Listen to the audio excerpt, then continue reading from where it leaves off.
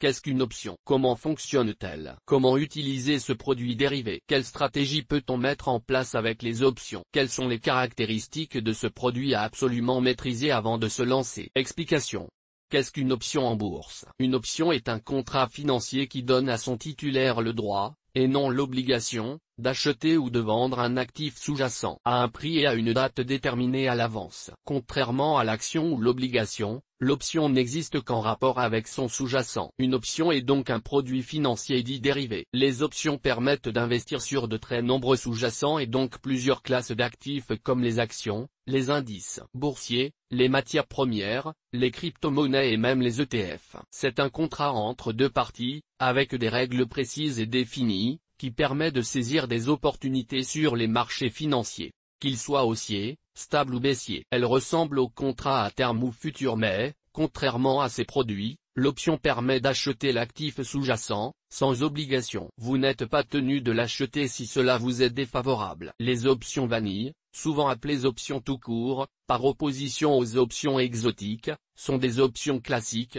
sans fonctionnalité additionnelle. Les options peuvent être des produits OTC, qui s'échangent de gré à gré. C'est notamment le cas de la plupart des options pour la couverture de change sur le marché des devises. Généralement, les options OTC offrent la possibilité de choisir tous les paramètres qui composent l'option, montant, strike prix cible, et durée. Autrement, les options les plus répandues sur les autres marchés sont les options listées sur le CB ou sur Eurex. Elles sont alors négociées sur un marché centralisé comme c'est le cas pour les actions, bien que l'organisation du carnet d'ordre soit plus complexe à lire. Pour conclure, il existe deux types d'options, les options dites américaines et les options dites européennes. La différence entre les deux types d'options réside dans l'exercice de celles-ci. Les options européennes ne peuvent être exercées qu'à la date d'échéance, alors que les options américaines peuvent être exercées durant toute la durée de vie de l'option. Il est intéressant de savoir que les options sur ETF permettent d'acheter des ETF américains, normalement indisponibles pour les clients européens. Au moment de l'exercice de l'option sur l'ETF US,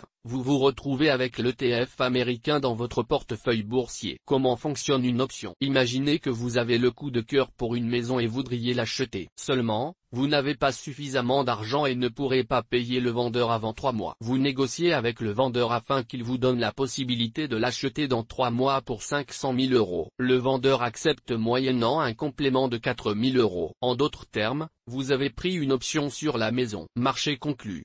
Au cours de ces 3 mois, plusieurs événements imprévisibles peuvent survenir et avoir une conséquence sur la valeur de la maison. Scénario 1. Faire une plus-value rapide avec option. Angelina Jolie décide que c'est la maison idéale pour élever ses 6 enfants. La valeur sur le marché de la maison grimpe en flèche et sa valeur est désormais estimée à 1,2 million €. C'est un gros coup de chance pour vous. Parce que vous avez exécuté une option sur la maison, le propriétaire doit vous la vendre au prix initialement fixé, soit 500 000 €. Vous faites donc une plus-value immédiate de 696 000 €, 1,2 million € moins 500 000 € moins 4 000 €. À noter que le gain avec une option peut se concrétiser à la date d'échéance comme dans notre exemple, mais il peut aussi se concrétiser lors de la revente de l'option avant la date d'échéance. Scénario 2. L'option pour limiter le risque. Une tornade digne d'un film catastrophe à gros budget ravage la maison. Il ne reste plus que la baignoire, certes jolie, mais elle ne vaut tout de même pas 500 000 €. Pas de souci pour vous, l'option ne vous oblige en aucun cas à finaliser la vente et vous ne perdez finalement que les 4 000 € versés pour votre option. Dans ce même scénario, il sera aussi possible de revendre votre option au moment de l'annonce de la tornade. Même si la maison n'est pas encore touchée,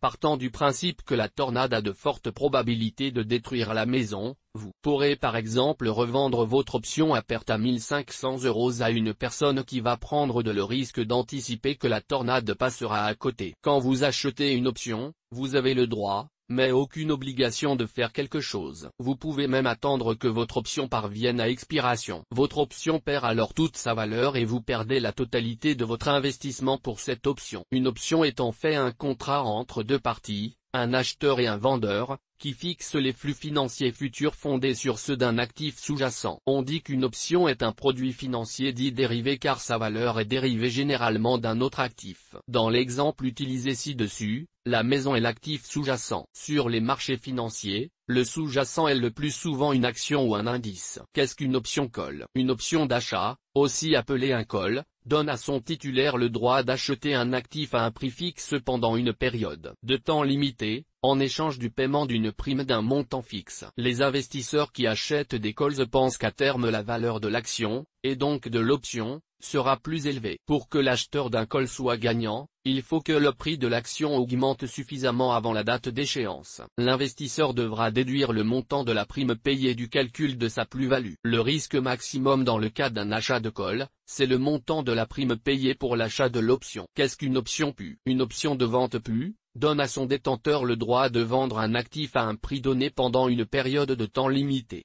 en échange du paiement d'une prime. Les investisseurs qui achètent des options de vente espèrent que la valeur de l'action ou du sous-jacent chute. Pour que l'acheteur d'un PU soit gagnant, il faut que le prix de l'action baisse suffisamment avant la date d'échéance. L'investisseur devra déduire le montant de la prime payée du calcul de sa plus-value. Le risque maximum dans le cas d'un achat de PU, c'est le montant de la prime payée pour l'achat de l'option. Les achats et les ventes d'options. Jusqu'à présent, nous avons vu les achats d'options call et PU, cependant il est aussi possible de vendre une option, call ou PU. Dans ce cas, le vendeur reçoit une prime fixe, mais il s'engage à fournir le sous-jacent à la date prévue et au prix prévu. Il existe donc 4 types d'investisseurs sur les options: les acheteurs de call, les vendeurs de call, les acheteurs de PU et les vendeurs de PU. La distinction entre acheteur et vendeur est très simple. L'acheteur, aussi appelé preneur ou holder, de call ou de PU a aucune obligation de vente. Il peut décider de conserver son option jusqu'à terme sans la vendre. Le vendeur, aussi appelé donneur ou writers,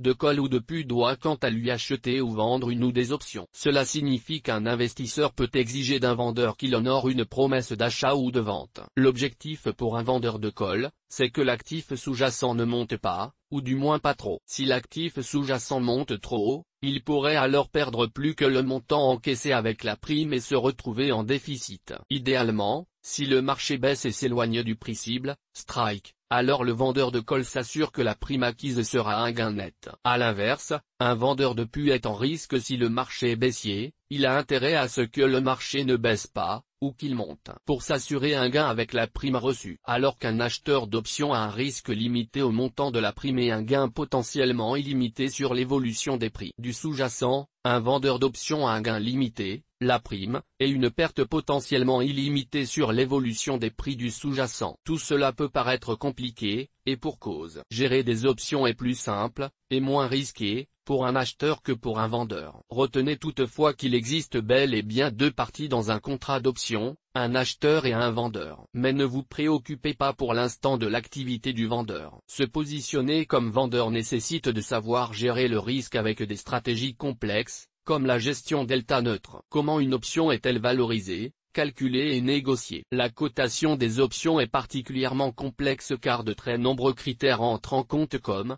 par exemple, le cours du sous-jacent, sa volatilité, et le temps restant avant l'échéance de l'option. Ces critères sont appelés les grecs en raison de la lettre à laquelle chacun se rattache. Ainsi, le delta désigne la sensibilité d'une option vanille au prix du sous-jacent, le vega mesure la sensibilité à la volatilité du marché sous-jacent, le θ mesure l'impact du temps sur l'option. Pour l'investissement en option, le prix, et qui correspond donc au risque puisqu'il s'agit de la somme potentiellement perdue si vous n'exercez pas votre option, se calcule en multipliant la prime par la taille de l'ordre. Le courtier vous facturera également une faible commission à l'ouverture et à la clôture. À noter, les options sont des produits à effet de levier puisque le coût de l'option est bien inférieur au coût de l'investissement en direct sur l'actif sous-jacent. Les termes à connaître autour des options. Pour échanger une option, certains termes de jargon sont à connaître. Le strike ou prix d'exercice d'une option. Un strike, ou prix d'exercice, est le prix auquel un actif financier peut être acheté ou vendu. Pour que l'acheteur fasse des bénéfices, le prix de l'action doit dépasser le strike pour le call, ou être plus faible que le strike pour le put. Tout cela avant la date d'expiration de l'option. Une option échangée sur un marché organisé au niveau national, comme Euronext en Europe, ou encore le CB aux États-Unis, est une option cotée. La cote comporte un strike et une date d'expiration. Chaque option cotée représente en général 100 actions. Option dans la monnaie. Pour les call options, on dit que l'option est dans la monnaie lorsque le cours de l'actif sous-jacent est supérieur au prix d'exercice. Une option de vente est dans la monnaie lorsque le cours de l'actif sous-jacent est inférieur au prix d'exercice. Une option est dans la monnaie lorsque sa valeur est intrinsèquement positive. La prime ou prix d'une option. Le coût total, le prix d'une option est appelé prime. Le prix est déterminé selon plusieurs variables dont le prix du sous-jacent, le strike, le temps qui reste à courir avant échéance, la valeur temps, et la volatilité du prix du sous-jacent. En raison de tous ces facteurs, déterminer la prime d'une option est un mécanisme complexe que vous maîtriserez en approfondissant vos connaissances sur les options. Point d'équilibre d'une option. Niveau de prix du sous-jacent auquel une option ne génère aucun profit ni aucune perte, après amortissement du montant de la prime. Position synthétique. Stratégie d'option sur plusieurs instruments dont le profil de risque et le rendement est égal à un investissement sur un autre actif. Stratégie d'option. Stratégie de trading dont l'objectif est de combiner plusieurs options afin de jouer des scénarios tels que l'absence de volatilité. Les stratégies d'options les plus connues sont appelées spread horizontal vertical, cover de call, bull call spread, bear put spread, straddle, strangle, butterfly. Quels sont les avantages des options? L'exposition à de très nombreux marchés financiers. Les options sont des produits dérivés qui permettent d'investir sur de très nombreux sous-jacents. L'offre varie sensiblement selon les courtiers bourses qui peuvent vous permettre de vous positionner sur les marchés actions avec des sous-jacents actions ou indices boursiers, mais aussi sur le marché des commodities avec des matières premières comme l'or ou le pétrole par exemple. Se positionner quelles que soient les circonstances de marché. Il est possible d'investir en options dans un marché stable, haussier ou baissier. À vous de définir votre stratégie d'investissement et de saisir toutes les opportunités qu'offrent les options. Un effet de levier maîtrisé. Pour une prise de risque adaptée, c'est vous qui contrôlez votre effet de levier à l'achat en choisissant le prix d'exercice, l'échéance et la prime, afin d'investir sur un produit adapté à la fois à votre scénario d'investissement et votre profil de risque. Quel risque pour l'investissement en options? Une perte en capital possible. Le trading d'options est soumis à un risque de perte en capital. Cela signifie qu'en cas de mauvaise anticipation, vous pouvez perdre la totalité de la somme investie, la prime plus les frais de courtage, et même davantage en cas de vente d'options. Si avec ce type de produit dérivé, le gain est potentiellement illimité, les pertes le sont aussi. De ce fait, la vente d'options vanille n'est pas disponible sur les comptes à risque limité des courtiers qui en proposent. La mauvaise compréhension du produit. Par conséquent, pour mettre toutes les chances de son côté, il est indispensable de bien comprendre le fonctionnement des options vanille avant de les trader, d'autant que la cotation de ce produit et son fonctionnement sont éminemment complexes. Attachez-vous notamment à bien saisir les différences qui existent entre les options vanille et d'autres produits dérivés à effet de levier, comme les turbos par exemple. La mauvaise connaissance du sous-jacent. Vous aurez beau tout comprendre du trading sur options et la pratiquer avec brio sur l'indice CAC 40, si vous décidez sur un coup de tête et sans vous former d'investir sur le pétrole sans connaître grand-chose aux subtilités du trading de l'or noir, vous irez vraisemblablement droit à la catastrophe. Il convient de bien connaître l'actif sous-jacent pour mettre au point un scénario d'investissement le plus vraisemblable possible. Nos astuces pour trader les options. Pour réussir ses investissements sur les marchés financiers avec les options vanille, il conviendra donc de bien comprendre ce produit et d'être très au fait sur l'actif sous-jacent que vous aurez choisi. Pour cela, il est indispensable de bien se former et de s'informer via les très nombreux supports pédagogiques mis à votre disposition par les médias spécialisés mais aussi par la plupart des courtiers bourses et notamment les courtiers en ligne qui, en plus, très souvent, vous proposent des comptes démo permettant de s'entraîner gratuitement et avec des fonds virtuels au trading des produits dérivés comme les options. Quelques questions sur les options. Qu'est-ce qu'une option?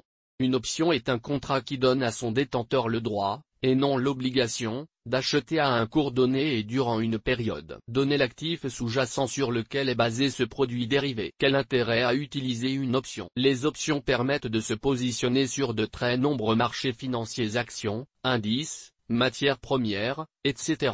grâce à la variété des sous-jacents possibles. Ces produits dérivés permettent de saisir des opportunités sur les marchés qu'ils soient haussiers, baissiers ou stables, grâce à un effet de levier que vous pourrez adapter à votre profil de risque. Attention tout de même, la perte en capital est potentiellement illimitée. Comment investir et trader avec une option? Si vous anticipez une hausse du cours de l'actif sous-jacent, choisissez une option d'achat, call, qui vous permettra d'acheter l'actif sous-jacent, avant la date d'échéance, moins cher qu'au prix que vous anticipez. Si vous anticipez une baisse du cours de l'actif sous-jacent, choisissez une option de vente, PU, qui vous permettra de vendre l'actif sous-jacent, avant la date d'échéance, à un prix plus élevé que celui que vous anticipez. Avec les options, il est possible de mettre en place une multitude de stratégies de trading. Source des images, Flickr. Toutes nos informations sont, par nature, génériques. Elles ne tiennent pas compte de votre situation personnelle et ne constituent en aucune façon des recommandations personnalisées en vue de la réalisation de transactions et ne peuvent être assimilées à une prestation de conseil en investissement financier, ni à une incitation quelconque à acheter ou vendre des instruments financiers. Le lecteur est seul responsable de l'utilisation de l'information fournie, sans qu'aucun recours contre la société éditrice de Café de la Bourse, comme ne soit possible. La responsabilité de la société éditrice de Café de la Bourse, comme ne pourra en aucun cas être engagée en cas d'erreur, d'omission ou d'investissement inopportun. Toute activité de trading comporte des risques. Le service d'exécution d'ordre au travers d'un compte risque limité présente un risque de perte du capital investi. Les options sont des instruments financiers complexes présentant un risque de perte en capital. Les pertes peuvent être extrêmement rapides.